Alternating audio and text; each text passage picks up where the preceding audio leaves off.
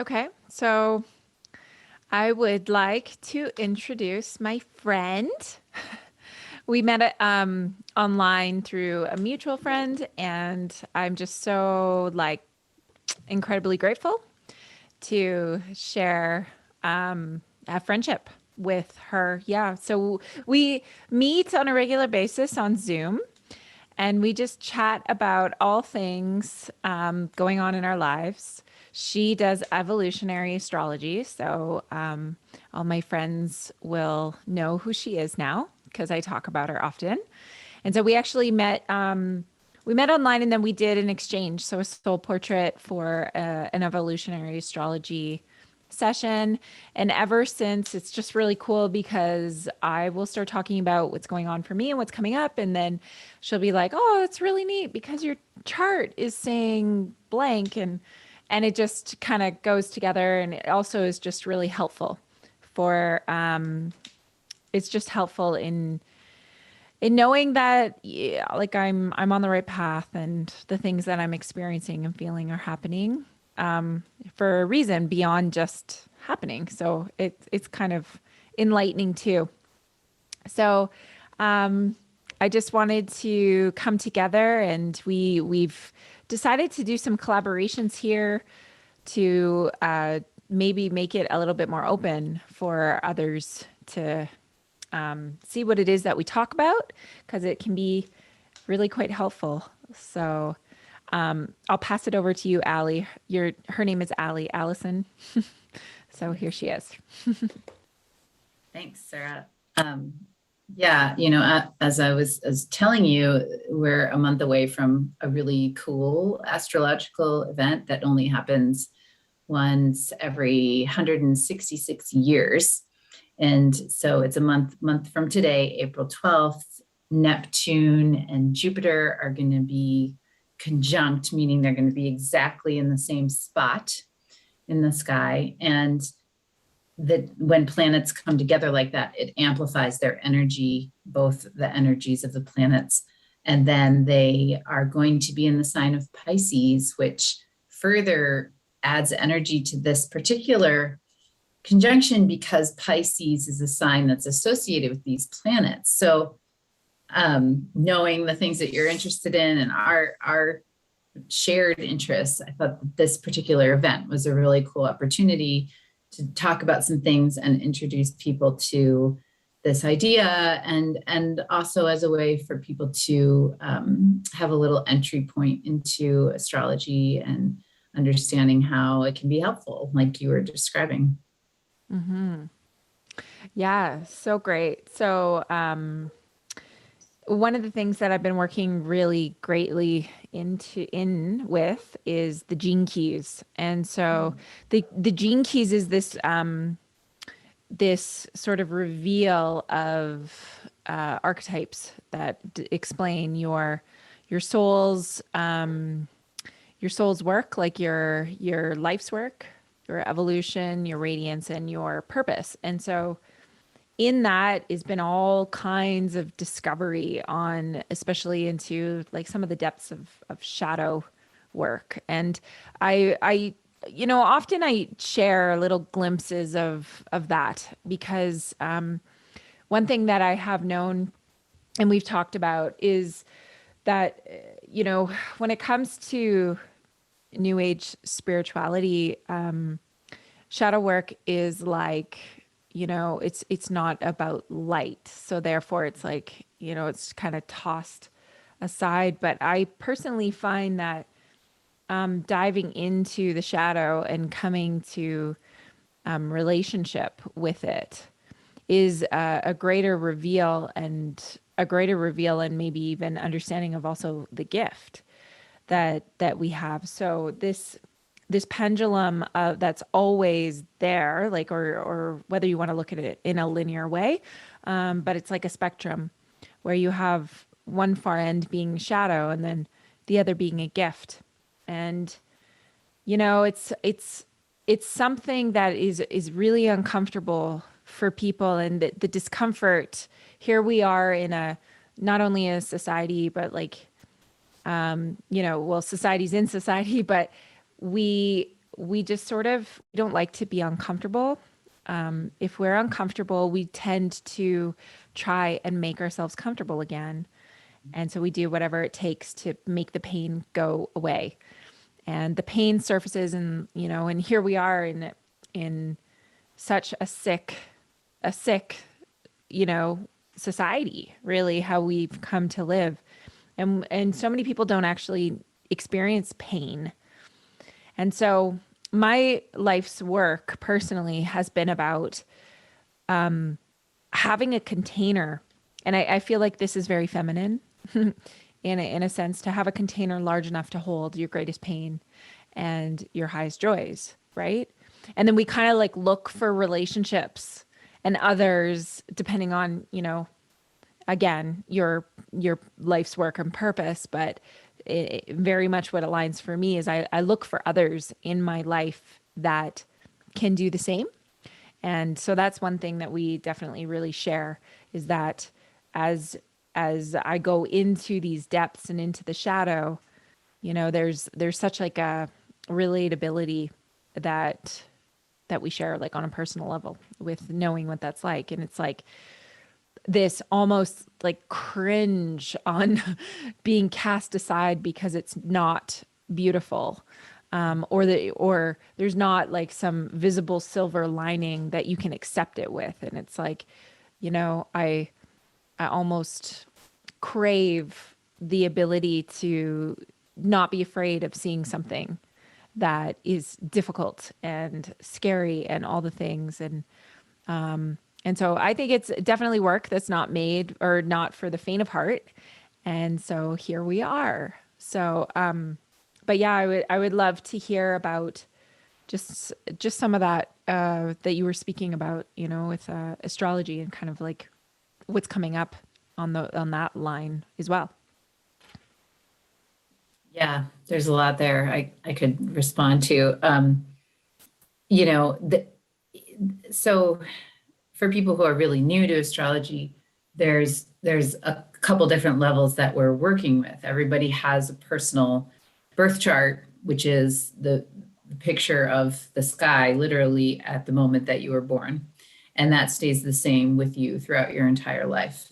And then there's what's happening day to day in the world, looking out into the sky today, what's happening, where are the planets? And those two things interact. So when there's these big events that impact everybody, you hear about them and we can talk about them because they actually are happening for everyone, because it's happening now and, in this moment, but they're interacting with each of our charts differently.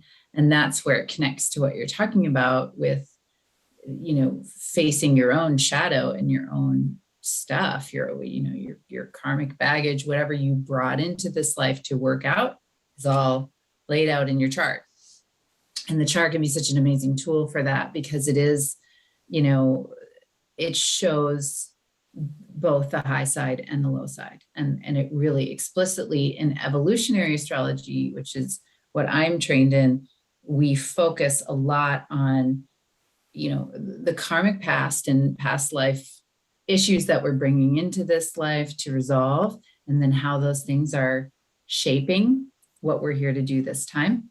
So yeah, I think there's just so much information there to help you get clear about what those things are, and to help, I think, really validate and affirm, so that as you're going into those things, you don't feel crazy, or like you said, you don't fall into this trap of, well, I'm not happy and I don't feel super optimistic all the time, so something's wrong, which I think is really easy to do. And I know, you and I have talked about shared, experiences in this lifetime and past ones of grief and loss and tragedy and, a lot of dark, painful things.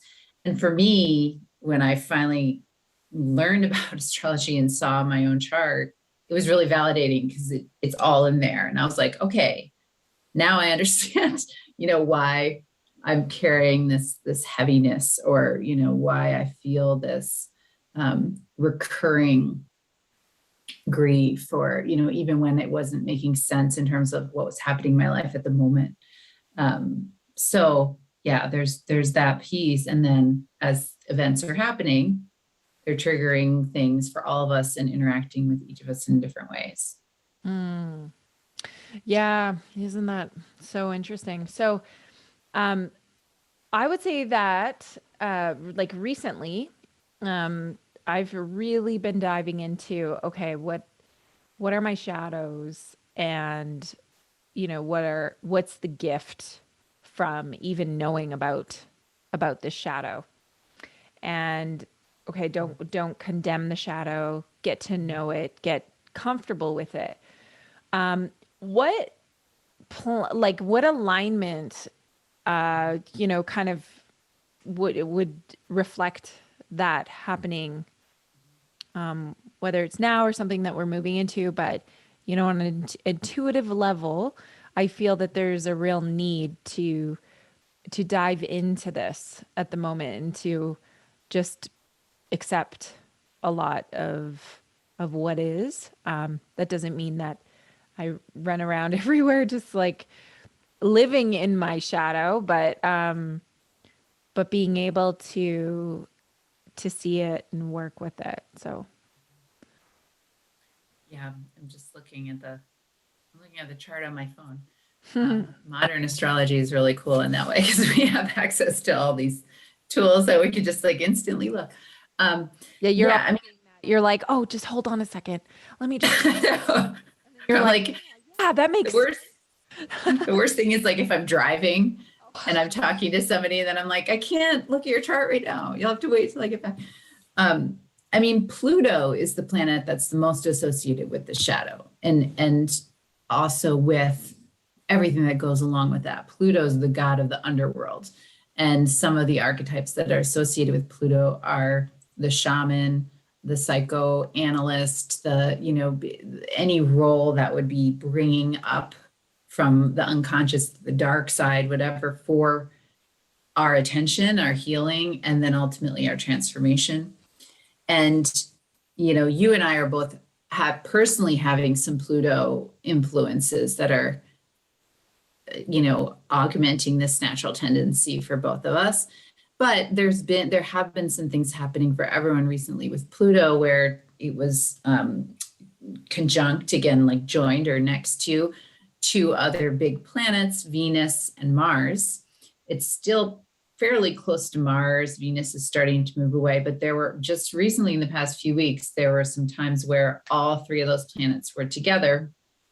And so you're bringing a bunch of really powerful archetypes together. But whenever Pluto touches anything, it's like this huge surge of bringing things up, bringing things to awareness, intensifying things. And then, Venus has one thing I would say is, each planet is associated with a bunch of archetypes, and they are, they're in a range. It's like there's the low manifestation and the high manifestation of each planet. So it's complicated to say in an oversimplified way, like what each planet means. And I'm wary of that sometimes with people when they do these like mass astrology things, they oversimplify. But you could say that like those three being together would definitely make you look at relationships. It could bring up conflict. It could bring up, just like a passionate energy, a focus on artistic things, like there's a lot that could potentially be triggered there. And I think the unique part is how it affects each one of us. And then also how prepared we are to face the questions that the planets are pointing to, as they interact. I will also say, just to clarify one thing about astrology, most astrologers, and at least I in particular, do not believe that the planets are causing these things. The planets are reflecting what's happening. So just like I know with your oracle deck, it says, as above, so below, as within, so without. It's this reflection that the universe is reflecting back to us because it's all one thing. It's all connected. We're not in a meaningless universe. We're in a universe that has meaning. And so everything in our universe has meaning and has a potential message. So just to make that distinction, the planets are reflecting back, or they're like a key to the code of what's happening. If you learn to read them, they start to show you the patterns and show you the themes that are coming. And it's all about where you're at. Are you doing the work like you're saying, like I know you do because of we talk and I know what you're doing and what you're going through, so then that's this preparation, right, of going through, sifting through all this dark, difficult material. The point of that is ultimately transformation. It's ultimately healing, evolution, growth, but it's uncomfortable, when you're doing it. Mm-hmm. Not to say it's not valuable, it's essential. Yeah. Yeah. So beautiful. You articulated that so well. That was really good. Yeah. So as we now come into April, like I definitely, I mean, I meditate, I check the pulse, so to speak, which is what I check the pulse by walking on the land and connecting with the animals and the plants. And so by doing that, I've felt that, we are coming into like an opening, like a time where we have like, there's like an opportunity. And so the one thing that's come up a lot has been like evolve or else. And and so in that it's like, and it's not that evolve or like, something bad's going to happen to you. It's just that it's like, it's just really simple. It's like you evolve, you work through, you have an ability to step off the wheel of karma, which I feel that we've all been on for like a really long time. And so now we have the opportunity to step off of it. That's what it feels like. And if you don't take the opportunity, then you'll just stay on the wheel of karma, which might not even be something that you're even consciously aware of happening. And that's fine. It doesn't, there's no right, wrong, good, bad that exists. So that's just duality. And so, that transcendence of the path of materialism, the path of the ego, the mind, whatever you want to call it, stepping more into a path of the heart. And I've been feeling just intuitively that we're coming into like a time where there's just like a little opening, and it does feel like it's like momentous. It's like we're building towards it. And so as we've talked about this personally, then you've kind of been like, well, yeah, there is something coming in April. And so I've just felt that to be an interesting correlation to the intuitive pulse that I pick up on when I go out. But can you speak about that a little bit? Yeah. And you did a really good job of kind of describing some of the themes actually that are associated with what's happening. So I think you're tuning in well. You're picking up things that are accurate, because so the thing that's coming again is this Neptune and Jupiter meeting in the sky in Pisces. And the themes around this event have to do with transcendence, absolutely, with an opportunity, with a time where kind of a door is going to open that you could step through. It's very much focused on spiritual consciousness or a higher consciousness. What you were saying about like getting beyond the path of materialism or out of the ego or out of, those kinds of things. That realm is what is really triggered or really involved in this particular opportunity. Um, and it is a thing of, each person will meet it where they are.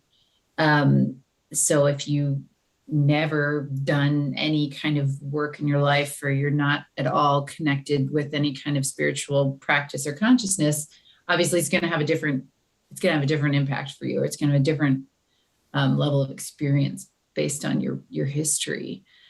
And the way astrology works is that, we each have all of the 12 signs in our birth chart. So this is happening in Pisces. So then if we look in our own charts and see, it's 22 degrees Pisces where this is going to happen, we look in our own charts and see, do we have anything in Pisces? Do we have any planets in Pisces? Are they, how close are they to this? And then as an astrologer, I can also look at the aspects, or like how this event is going to influence you in other ways.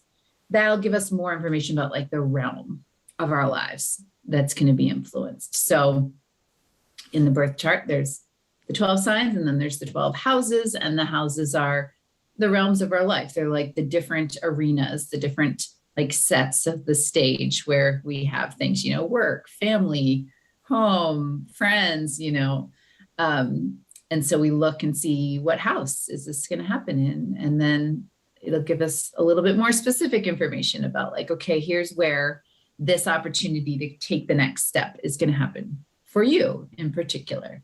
And it's also happening for all of us on the planet at the same time. This is really cool because it does, like I said, it only happens every 166 years that this all lines up this way. But it does have a shadow, just like I said, all planets and signs do also have a shadow. And the shadow of this is, the shadow of Neptune is escapism and illusions and like spiritual bypassing, like that kind of like, I'm just going to check out, not deal with things. That's the dark side of Neptune. And Jupiter is, very expansive and strong and exuberant. But the dark side of that is like, it can become like a big ego, or like too much belief in yourself in that way. So like they could join up and become like a false guru, or like a very charismatic cult leader. Like, I don't know exactly what will happen, but I wouldn't be surprised if like we start hearing about things like that. So I know we talked about too, like dangers of, people wanting to explore spiritual topics or wanting to expand their consciousness and like not knowing where to go or where to start. So that's why I personally, I love your yoga classes, and yoga is a path that a lot of people kind of like start to, it's like their entry point, I think, into more spiritual stuff. But you also do these amazing guided meditations, which I think are speaking of containers, like such a nice container for somebody who's wanting to like explore some of these things, but feels like they don't know where to start or how to guide themselves, Right. Yeah. And that's it. It's all about feeling safe, right? Because here we are just, sorry. Here we are just in this, yeah, like we're all experiencing the traumas and the remembering and the memories that, trigger us, and then we have all these triggers, and we're dealing with all of this, and then we're trying to feel safe enough to work through it. And so we have to establish that, because, the illusion of security and the illusion of, once I have blank, then I will be blank. It's all just false securities, and really the piece that is the constant is you, right? And this, like, to be able to sit in this container that has all of the emotion, the extreme emotions and to be able to sit in it and feel safe. And I feel that that's where it gets shifty for people. And that's why we, have escapism, is because you don't feel safe. And so it's establishing, what does that look like? Because everybody's going to have it a little bit different, you know? But being aware of, I think specifically, are you in escapism? Like, are you coping by reaching? And if you are, you can accept that and, have acceptance for that's where you are. That's what you're doing. But are you able to come back to this like awareness part, where you can have self-awareness without condemnation and self-sabotage and all those things. So it's this fine line that we walk when we dive into this work.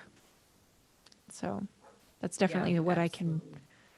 relate to. I think I'm going to sort my light because I feel like I just keep getting darker and darker.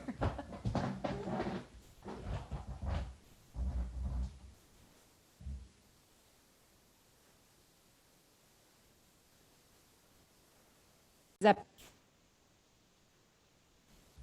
Sorry. there? Okay. Now you can Yes, now we can see your beautiful face. see me. Yes. So, yeah. So it's really all about like creating containers to do the work, Mhm. to sift through, to have and to feel safe enough to do so. Mhm. There's an awareness piece that's required um, to step into that, and also being aware of self as you go.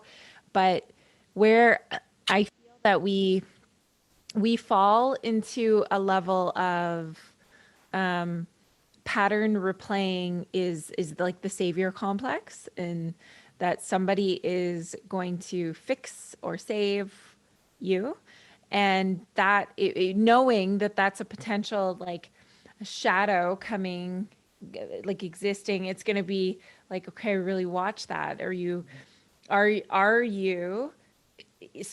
do you embrace your sovereignty? Do you Right. live your life the way that you want to, or do you give your power away Yes. constantly? And I think we've actually seen that pattern actually happening Mhm. for a period of time. So if we are now going to step into this place of opportunity, it's also going to be a reflection or mirror what already is existing. So I would say, like that's very much the piece of like evolve or else, because if you continue to vibrate in a way of, like wanting the savior or not truly embracing your own power and strength, then you'll look outside yourself for it and you will always be let down. And that's what this shadow will show. It will show you that you're not good enough, yet again. And isn't that something that we've all been plagued with, because the last 26,000 years have been pretty awful in a lot of ways.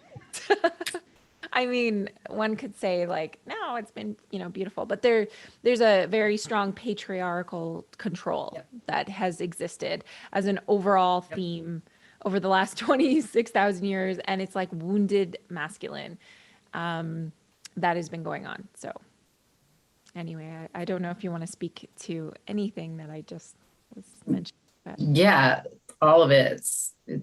I was thinking along very similar lines, and it was actually just going to say we should talk a little bit about guides and like how you find a good guide and good supports versus exactly what you were just saying, giving your power away, because it is such a risky thing. And you see that so much. I do coaching, and I also do, kind of like I bring astrology into it. And for some people, I also don't if they're not interested.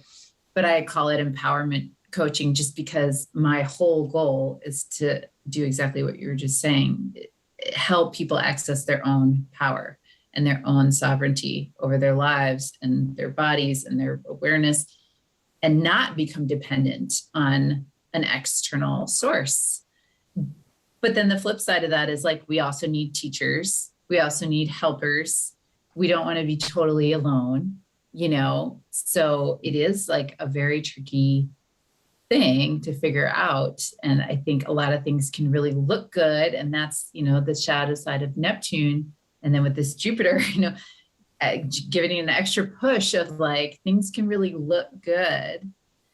And how do you learn how to like assess, you know, is this actually trustworthy? Is this actually safe? You know? So what that comes down to is, and this is the path to the heart. So your heart will not, like, you will know, you will, like, if you feel into your body, you can't be tricked. You will know what is an alignment for you and what isn't. If you think about it, you can be tricked because your ego mind always wants to keep you safe. And safety is not sovereignty. Safety is not empowerment. Safeties do the same thing because it is all about illusion, right? Do the same thing because then you'll be good at it and you won't look bad. You know, like the ego's always trying to keep you from failing. And we all know, like we've heard like motivational speeches galore on how like failure is your greatest like achievement, really, because you have the courage to step into doing something that you might fail and you do it anyways beyond what your thinking mind tells you. And then when you start to do that, and this is not something, I'm not speaking from like, oh, I'm a master at this. This is like part of my practice because it's very much in my shadow to have my thinking mind overwhelm me and I have to come back. So this path to the heart, through the heart in journey is something that I've infused many of my meditations lately because I'm always going off, like I said, that pulse, that intuitive, you know, what's going on for me, and then I just speak to that, and you know, and then knowing that the right people will, you know, maybe hear that and kind of be somewhere similar, and that's just really all I can do because I'm only ever speaking through my lens and seeing through my lens, and so as we enter into the heart, it's like there is just like a knowing that exists, and if we can come back to that and we can connect to others from that place, there's far more of like a different frequency that you're going to be working with. You're going to be working with like a higher frequency as opposed to, you know, the maybe thoughts and actions and feelings that are lower, like, you know, control, manipulation, and stuff like that. So there'd be like more love, acceptance, allowance. But when it comes to, you know, how I totally know what you're saying. Like, you know, I tend to gravitate to like, I can do this on my own.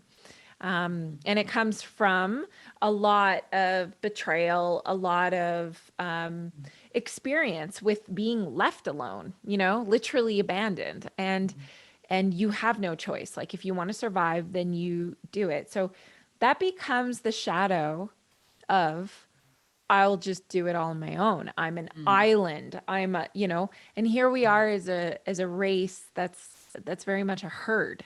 You know, we need one another. Connection is required in order for us to not only live but thrive. Like we've seen countless and probably even like scientific examples of how not having hugs and not having that connection with people literally creates like a form of atrophy in the body, and we can't live that way, so we need others. Now how do you do this And what's really interesting is like one of the biggest thing that I'm working through is codependency, and like breaking codependent, um, like um, like that need for codependency in order to feel complete within yourself, which is just always about reaching outside of you, and it's lacking the the inner like strength, but mostly faith and trust, Mm. because it would be more self-reliant, right? If you had to just trust that you were taken care of and that everything was going to work out, that would be way more to do with faith. But if you are used to like relying outside of yourself, then there's going to be like that tendency. So what I'd say, in my journey through this path is that when I isolate myself and I take on this, like I need to be responsible for my actions and my life, and when I do it all on my own, it's overwhelming. Like I'm not able to actually move through it. If I'm able to, as opposed to something happens and I reach over and I grab my phone and I immediately call somebody and I have not processed anything. That is not, I never actually figure out what's going on. And I just enter a whirlwind or a tornado of emotion that I just spin around in. And I can't actually have any clarity. But if I have a trigger, something is happening for me, and I actually take the time to just go within, whether that means like meditation, journaling, whatever, and make sense of it, then I have more clarity. Now would be the time that I can reach out to somebody who I feel is like like a soul sister, brother, partner, like whatever. I can reach out and bounce it off of them. But that's like, I find that that's my evolution in my life, because as a codependent person, it would be like immediate reach out and dump it and look for answers from them without giving myself the ability to have any discernment or to actually like feel it fully. Mm. And so when you take the time to do that, I do find that there's a greater sense of maybe like achievement with like through clarity, and that's definitely like one of my that's what fuels like maybe some sense of fulfillment.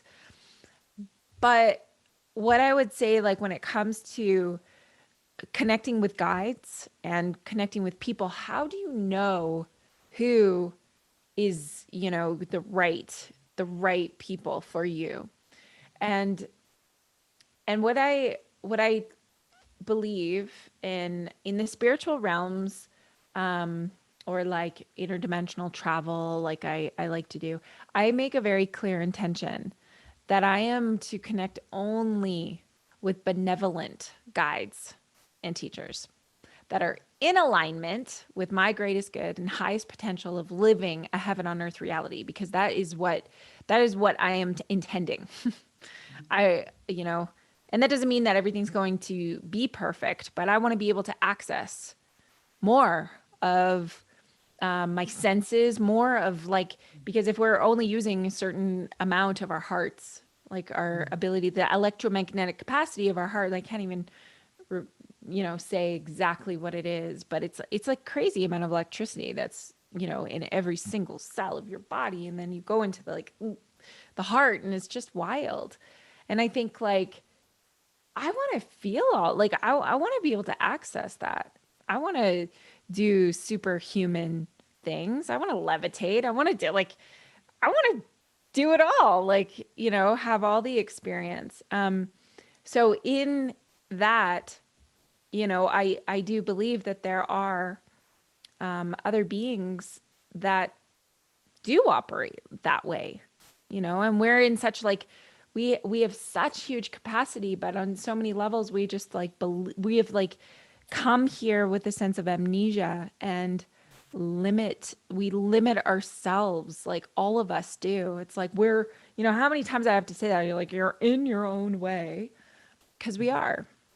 And so as we learn to trust our own like higher guidance, higher selves, which might show up as like an angel, an archangel, or that you actually are connecting with your guides and your teachers, and how you can access that through meditation, interdimensional travel, all that. There's as long as the intention is in place, there is an ability to like my goal in doing that is that I'm dealing with like a being that has transcended limitations. And where we are in the human realm is we're connecting with like-minded, right? So we are in that, and as the one connects with another, it's like, because of that interconnectedness of all things, it's kind of like a ripple effect for all. And so anyway, that kind of like segued into something else, but just basically coming down to, it's like a responsibility of being human is to like work through these limitations for the transcendence. Yeah. Um, that was awesome. Are you okay with me saying something about your chart? Not super specific as an example. Okay. Oh, So, yeah. because you just gave a perfect example, with maybe without knowing it, of one thing, which was that, and you're talking about codependence and your process with that and your path with that. This conjunction, the Neptune Jupiter conjunction that's coming, is happening in your seventh house, which is the house that has to do with long-term friendships. It has to do with interdependency, how you trust others, contracts, marriage, partnership, like long-term relationships. And it's a lot about trust and interdependence. And so the fact that like those are the themes that you're really focused on right now and you're really working with is a perfect fit, with leading into this event, because it's actually going to, for you, that's the area that has the biggest opportunity for growth and for, going into the next phase. And yeah, it was so interesting when you were talking about that, the codependence thing as well, because, you and I talked about that recently, where like, there's a good form of unity. There's a higher kind of unity that we actually are all aspiring towards. But then there's this unhealthy kind, and how to differentiate between the two. And I think you did such a beautiful job there of making the case that like, if it takes you out of yourself, or if it takes you away from your own connections to yourself, your higher power, your guides, the universe, how you relate to it, if it cuts you off from that, like you were saying, if I just pick up the phone and I call somebody right away, I'm not taking the time to tune in.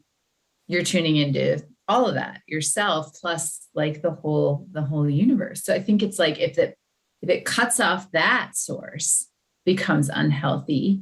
And that totally then connects to the same thing about like how to choose a teacher or how to choose a guide. If, to me, like the biggest red flag is if somebody says, they have access to information, or they have some special skill or talent that I can't have, or that it's only coming through them. Like they're the chosen one that got this information and you have to get it from them. I'm immediately like, red flags. Because first of all, I just don't think that's true. Like, I don't think that's true. I think all the wisdom is there for all of us to access. So if somebody is saying like, I'm the gateway, you have to go through me to get to this, then I'm like, that's probably not going to be a healthy thing. Because, so for instance, astrology, anybody can learn this. And there's so many people that practice it. You could, there's no, it's not a controlled access to knowledge. Like you can get a book and learn the basics of astrology, read your own chart, like you can do it. Anybody can do it. They want to, you know? So to me, that's like part of that sovereignty and like the anti-patriarchy thing of like patriarchy is, you know, there's control coming from the top versus this piece of like, we all have access. We all have the ability, you know, and same, like, I think it could be intimidating. Like when, you know, even when I met you and I learned about all these different things you're doing, I was like, wow, like this is a really amazing person. Like, look at she's doing all these journeys and she can access all these things. And I think it's tempting for people then to feel like, well, you're different then. Like, yeah, that's great for you, Sarah. You can do that, but I can't do that. And I think I've learned through my own journey that like, no, that's not true. I can do that. I just maybe I don't spend as much time cultivating those things, or, you know, we all have access to it if we want it. I love that you said all that, because what I was actually going to say, with regards to when you were like talking about my chart and how it makes sense that whatever I'm feeling, that is like the perfect example as to why every every word of what everybody says should never be taken as full gospel, because they're speaking from their own shit, like their own stuff. And so then it was so cool because you went into this, and I think that is like key, like for everybody to remember, is that I am literally same with, you know, Joe and you know, whoever. The things that they are so passionately speaking to are because that is what is going on in their life. And it might not be what's going on in your life, right? So you might resonate with this, but there might be something else that you don't. And that is the beauty about discernment. and and about like, you know, being able to be like, does this resonate? Not right now, but it might another time. And so yeah, anyway, I just love how you talked about how like the pedestal, you know, piece where it's like you look at somebody outside of you as greater than, and we need to like just not do that. We need to realize the connectedness of all things. And I think in the basis of astrology, just like you explained, there's this mirroring of that with which is already there.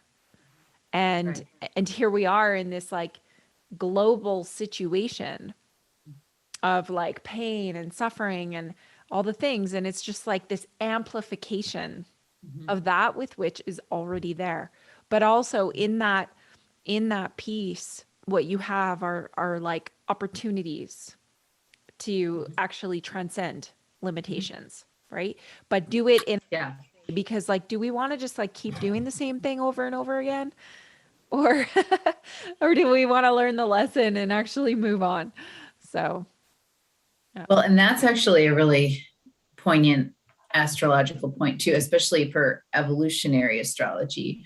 The evolutionary part of evolutionary astrology isn't about like evolution in the Darwinian sense. It's spiritual evolution and soul evolution. And so we use a, you know, a particular kind of analysis that looks at the past life karma, but we look at the nodes of the moon. So the south node being your past karma, your baggage, the things that you actually, your habits, like you were just saying, the things you do over and over again, the places you get stuck.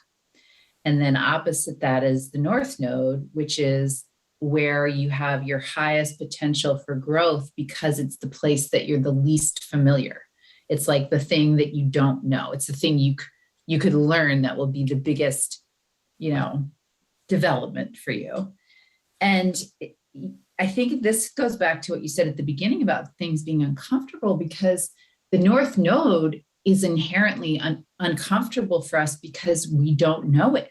It's unfamiliar. It's the place that's like, you know, oh, this feels weird, you know, because you haven't done it, versus, you know, things being so familiar, but then you're just repeating over and over again. Like you're just saying, do you want to just keep doing the same thing over and over again?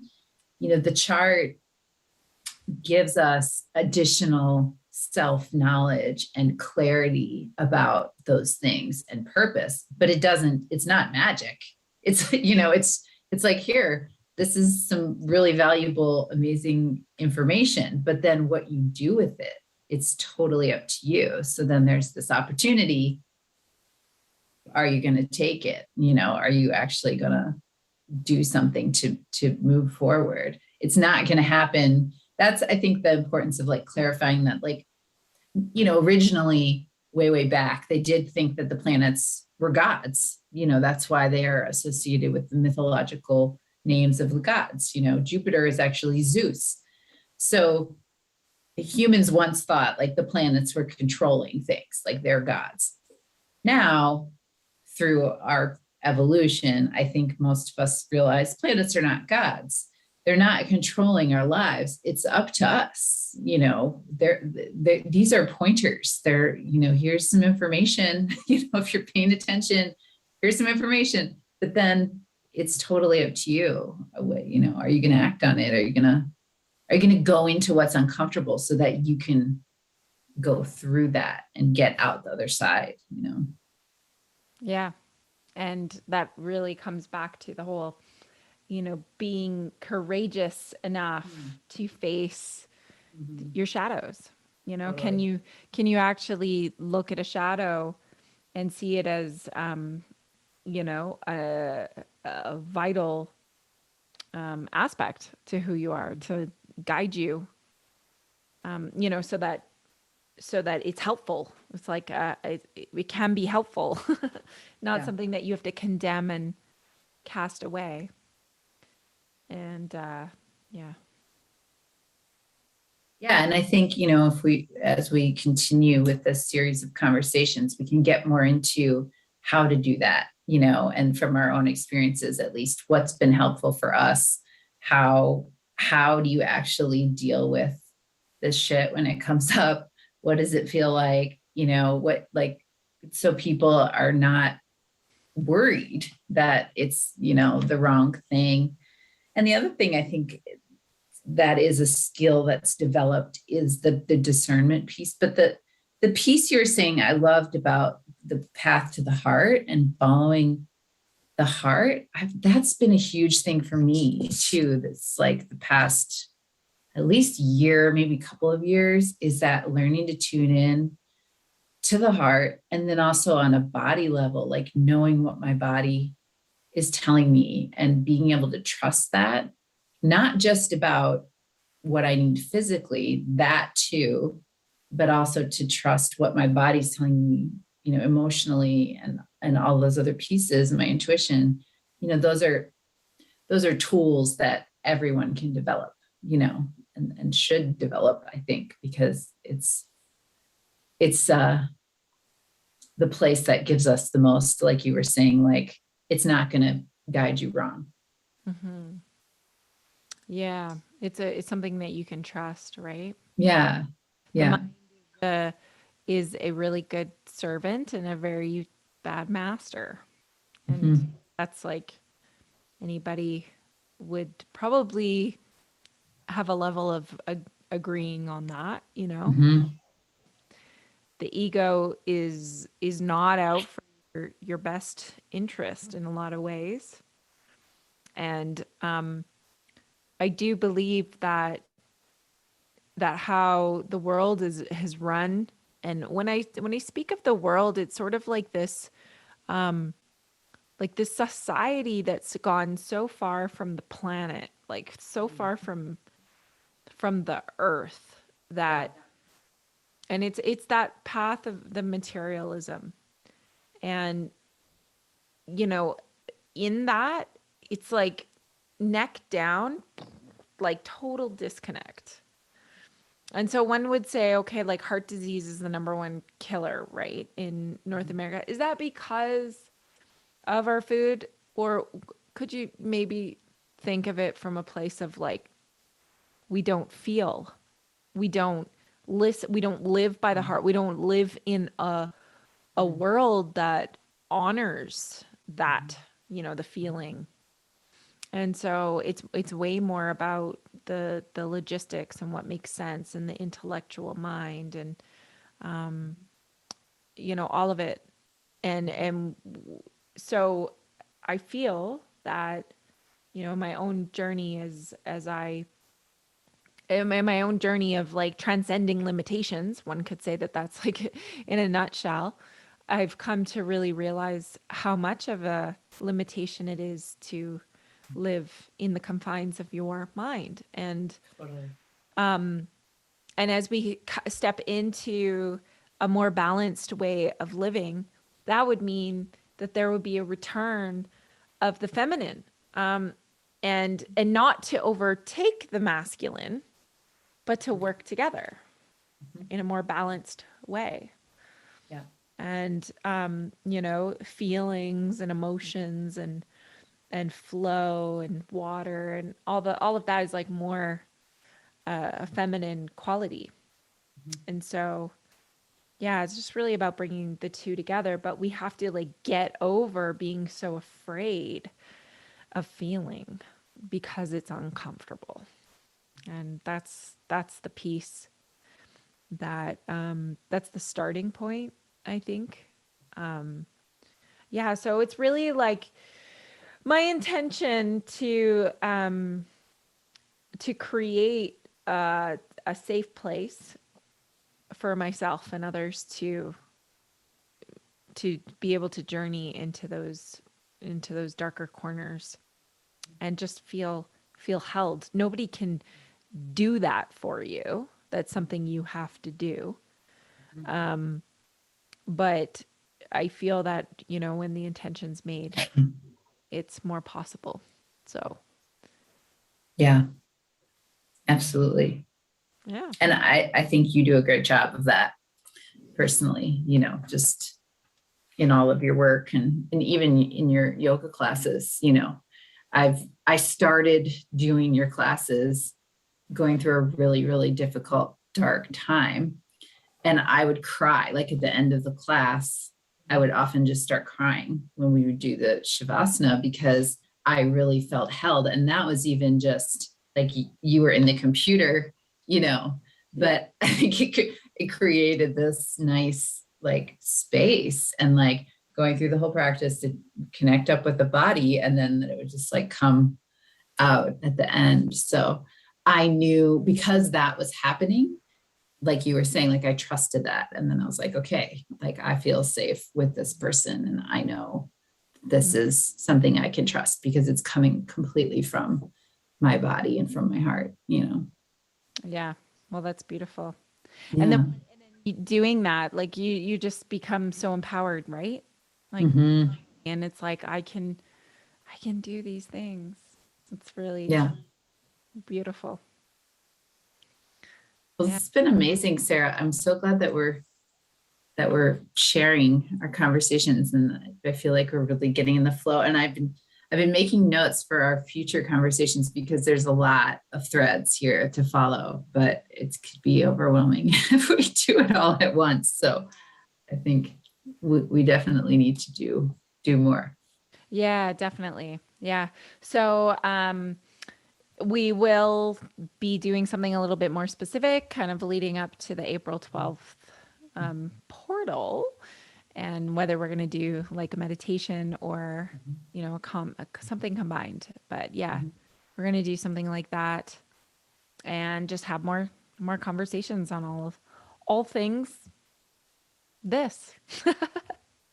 Yeah. Wonderful. I love it. Okay. Well, until next time.